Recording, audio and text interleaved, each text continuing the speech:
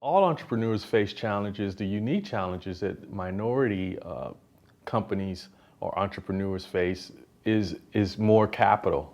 They have less access to capital than most entrepreneurial companies. Not that entrepreneurial companies are flush with cash, but access to that capital tends to be a bigger challenge, primarily because minority communities have less capital of their own to be able to go to, or collateral to go to, as a means of financing themselves. Also, they have fewer networks with friends and family. So the initial real early rounds where you may be able to go to friends and family for financing, that's not really much of a viable opportunity for a lot of minority entrepreneurs. I have a great appreciation for um, the art of networking. I wasn't the best at networking, and that's why I built Glance ID. It's a tool to help me connect with people. And what I've found is the more people I meet in the city, the more opportunities arise, and the more the phone rings for me in the company. So that would be the best advice I could give someone who wanted to achieve something great in technology or any business, is to just get out there and network and meet people. Anyone that's ever started a business will recognize that when you're growing that business, there are a lot of people that you need to talk to and relate to.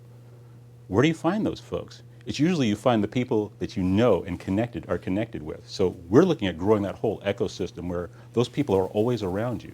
And as you grow that business, access to capital becomes really, really important. But it's great when you don't have to talk to those people for the first time when you're asking them for money. What if you've known those folks all your life? What if you've grown up with them? So the opportunity here is to be able to connect people in multi-generational perspectives with the opportunities, and then be able to create that pipeline so that when people are growing their businesses, the access to capital is there, and it's not just in the communities of color.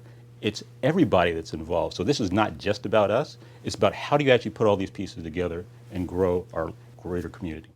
The reason you don't see a lot of people of color or communities of color in the technologies in general in Oregon, we don't have enough mentors where people of color can actually see folks who look like them, who sound like them, in these positions of responsibility and authority or accountability around technology. That has always been the stumbling block for getting more of us into this business.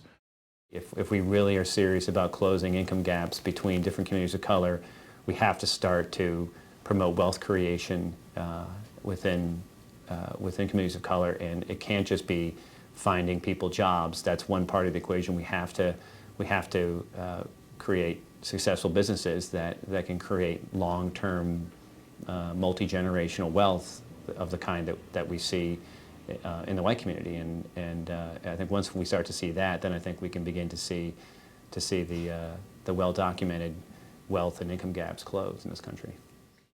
It's not just about how do we help people of color. It's really how do we actually change the whole conversation what's going on in the world, where people can use the technology and innovation as a solution to the problems of today.